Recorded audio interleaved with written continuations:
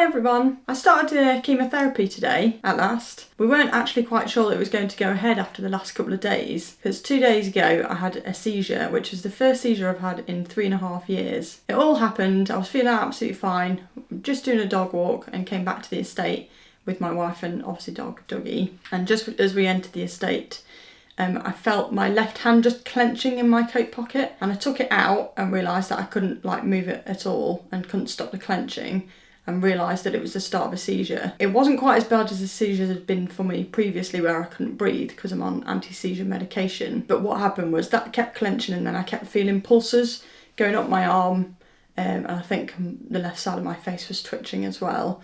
So it was obviously quite scary because I've not experienced that for a good 3.5 years now. Although I could breathe, so it was a much easier experience than the first time around. It was still obviously quite frightening to happen. Jen instantly called an ambulance, but obviously we had the dog with us who was trying to give us cuddles while I was trying to sit down, and he was in a bit of panic as well. Luckily a passerby came to help out and sat down with me and then was reassuring me. Then the paramedics had asked Jen on the phone to go and get the defibrillator that was on the estate, just in case anything happened, like I was to become unconscious or anything. So she went to get the defib while Jen was on the phone. While she was on the phone, she was trying to contact our brother and sister-in-law to come to collect the dog to get him out of the situation so that we could deal with everything ourselves. Also, as well as that, we had a friend of the family who was just walking their dog, who went to then go and get our sister and brother-in-law because they are friends as well. Next week we see my sister-in-law Kendra running down the street to come and help. She tries to take the dog away, but Dougie would only get so far without wanting to leave us, so then was pulling back. So her and then this passerby came and looked after the dog while me and Jen went into the ambulance to get a couple of tests done. Once the tests were done, the ambulance crew went and took me to North Tees Hospital just to get checked out, because obviously because of the progression it was a bit more serious, the fact I was having a seizure, but also the fact that I was about to start chemotherapy and things, and we were worried that even though my anti-seizure medication's recently gone up, the fact that I still had a seizure, we were just wondering if it was anything to do with the surgery, if there might have been a bleed or anything like that might have been concerning. So I got taken in the ambulance to A&E at North Tees, and Jen followed in the car because we didn't know if I was going to get discharged that night. Once we were both there, we actually didn't have to wait too long, to be fair, to actually get seen by a doctor. Now, he requested a CT scan, which got done pretty quickly. And once that was done, it was just decisions as to whether I would stay at North Tees Hospital and get a further scan, like an MRI, which is more detailed and could be compared to my MRI, which was taken the day after surgery, or whether I would have to go to James Cook, because that is my regular hospital, and all the doctors and nurses who are dealing with me and the brain tumour know me, and it's just easier if they can do the scans and they can come and compare it and talk to me about it as well. However, that decision wasn't able to be made on that evening. So what they did then is they sent me to the EAU ward, which is the Emergency Assessment Unit. So that's basically anyone with any sort of conditions that come into the hospital while they're waiting to get all the different tests done and things. So they sent me there. Now, I still wasn't sure whether I was getting a scan that night, because by the time I'd moved on to that ward, it was about 3 o'clock in the morning, and we'd actually arrived at the hospital originally about 7 o'clock at night. So it'd been a long period of time of either getting the test done or just then waiting around for different answers for them to contact James Cook, and then James Cook to contact North Tees back as well. So there's a lot of back and forth going on. And also a lot of worrying because my left hand was still sort of twitching and had a bit of tingling fingers and things in the ends of my fingertips. So once I got settled on EAU, Jen obviously had to go home, and I stayed the evening for the potential of a MRI the next morning. The morning came and went, and I was asking the nurses as to whether my dosage of anti-seizure medication would be going up. I'd already also started a course of steroids 5 days before the seizure, so we were debating whether the nurses and doctors were going to up the medication or keep it on the higher level that I was currently on. And I was asking all of these questions, but a lot of the time, again, they were having to answer them by going and speaking to the hospital, i.e. calling James Cook Hospital, and waiting for somebody to contact them back. So it took ages for me to actually get a response from about anything. While I was waiting, there were obviously all sorts of noises and different people in the ward coughing and spluttering and vomiting, and then having to go to the toilet in bedpans and things. So that's all very distracting and not very pleasant to be sitting there experiencing. But luckily, because at this point in time I wasn't on any drips or cannulas and things like that, so actually I could move around the ward to like go to the toilet myself and, you know, get my iPod out and listen to some music and things like that. Visiting hours were a bit later in the afternoon, and it was quite a long period of time, which was good. So Jen arrived at about 1 o'clock and stayed till after 7, which was really good.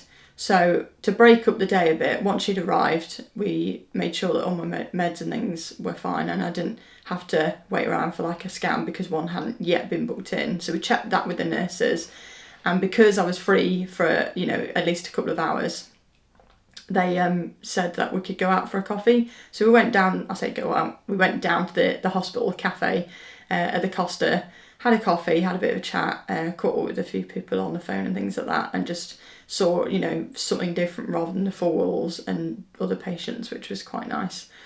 We also, as it was quite sunny, took just a walk around the car park to get some fresh air, which I think helped us both out. Once we got back to the ward, there still wasn't any sign of a scan, and they actually, after asking the nurses, said we're not suspecting it to be today, seeing as it was late on in the afternoon. They would have already heard by now that I was due for a scan at some point that day. So as I wasn't expecting a scan, me and Jen sat down for the rest of her visit, and we played dominoes on the hospital table. We just about had enough space to make sure we could play. So we played that for a couple of hours just to pass some time and have a bit of fun and distract ourselves a bit. After Jen left, I decided to try and get a bit of sleep because I was exhausted from the night before. Now, that was fine. They did my normal observations, the nurses did. And then suddenly around, I think it was about 9 p.m, they came round and said that I was actually moving wards. I asked, is this because I'm actually getting the scan and then potentially would be discharged? And they said, no, it's just the assessment unit needs other patients to come in, so I need to just go to another ward while I'm just waiting for the scan. So they sent me down all of these minefield of corridors to the back end of nowhere in the hospital, and because it was later on at night, they'd already started switching all the lights off, and it's a really old hospital, so it was very dark and dreary and freezing. I hadn't got a clue where I was going, and every sort of ward area we'd passed it just aged more and more. So by the time we got to the ward, which was ward 37, it's basically an overflow ward for the winter for when they start getting extra patients, and it was just absolute chaos. There were like nurses and doctors there that, because it's an overflow ward, they're not normally there. They don't normally work in that department or together at all. So it's not a usual team that has shifts all together. So it's a case of they've got agency staff in, or they've got people in for overtime and extra time. So it just seemed very disorganised and not quite as clean as the hospital area up in A&E and things, and also not quite as clean and modern as James Cook, which I'd 100% recommend going to instead. Once I got there, I was supposed to have an initial sort of chat with the nurses so that they could take observations again, because I've changed wards. By the time they came round for observations, it was about 10 o'clock, because I'd pressed my buzzer, which I realised wasn't working. And then in the end, I decided I'd go up to the nurses' station to ask them when are my obs going to happen, because I'm exhausted. And I'd already had a night of no sleep because I'd got transferred in the early hours of the morning. Once they came around and did my observations, there was another patient that had come in just after me who then needed obs as well. So then I'm getting kept awake by all of these things happening around the ward. So it was another late night. I did manage to get a little bit of sleep until they came around to do 1 o'clock in the morning observations. And then at about 20 to 3, they decided that my blood pressure was really low. So they gave me a bag of fluids to then put into me through an IV drip. So it just went through my hand. So they put that in, and it's chuntering away while the fluids are going in next to me. So I couldn't really sleep then for the next half an hour while that was happening. But at least once that had finished pumping into my system, I could then turn over and get a bit of kip. Until about 6:30 when they started doing the nurse rounds and medication rounds and things. Now, the medication in that ward seemed very disorganised because like I say, it's staff that don't know each other. They're all mishmashed from everywhere. I'd taken all my medication in, and because I was upping my dosage of medication because of the seizure. None of them were aware of either when I should be taking it or how much I should be taking at that moment in time. So the time had passed when I should have taken my medication, so I kept calling them asking, should I be taking it myself now or waiting for the doctor's rounds?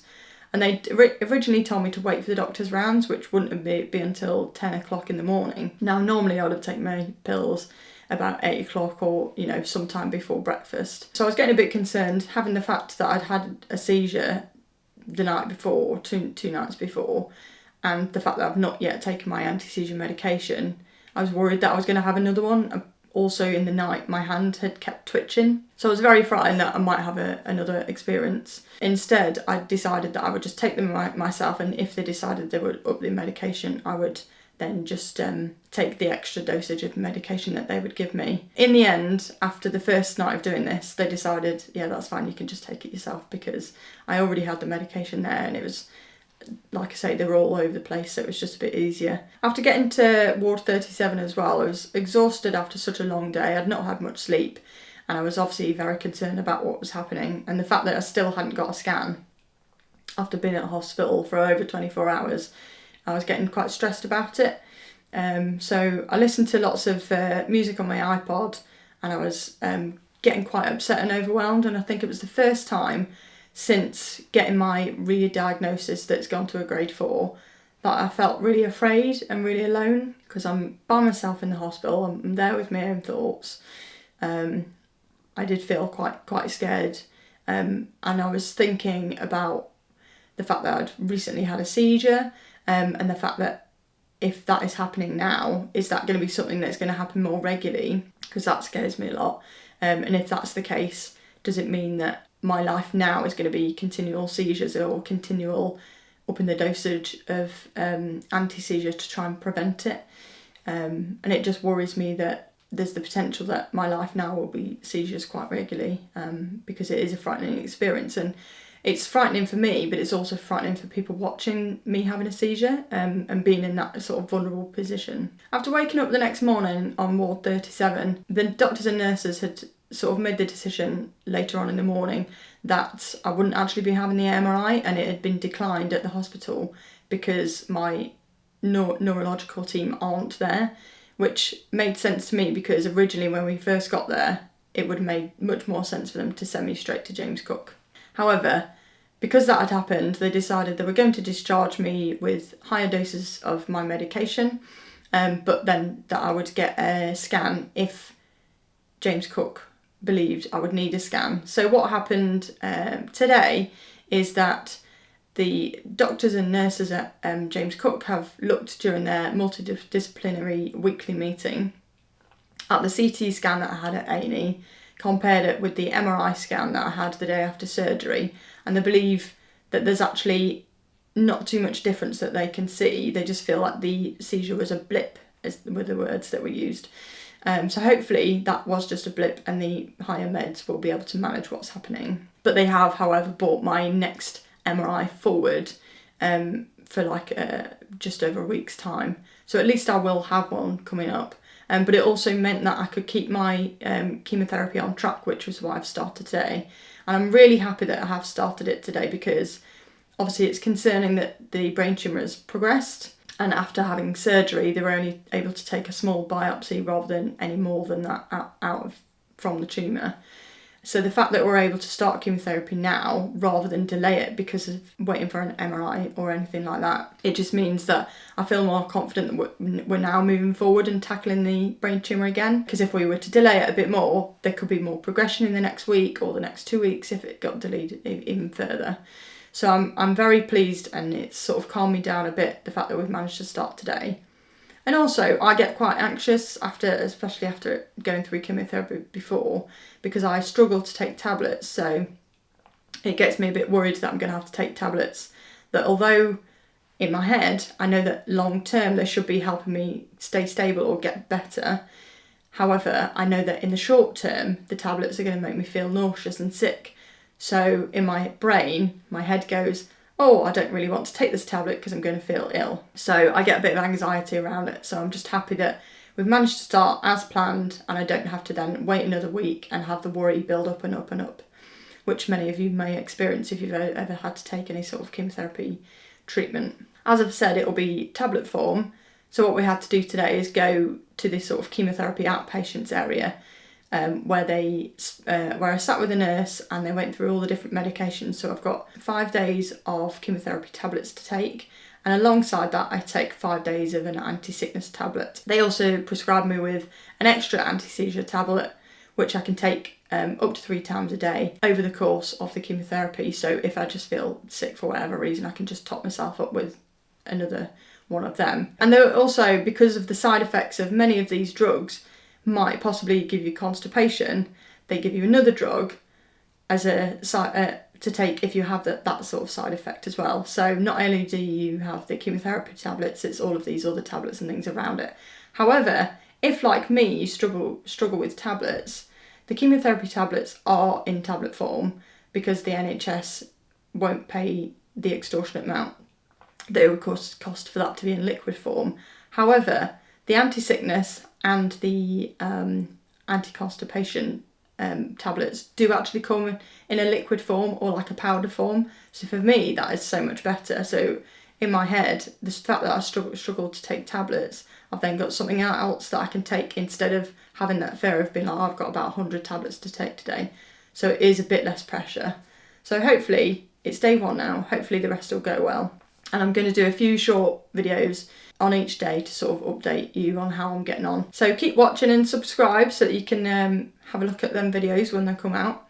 And as always, stay strong and see you next time. I'm waiting for an MRR. What is EAU? Fingertips. Oh, machine.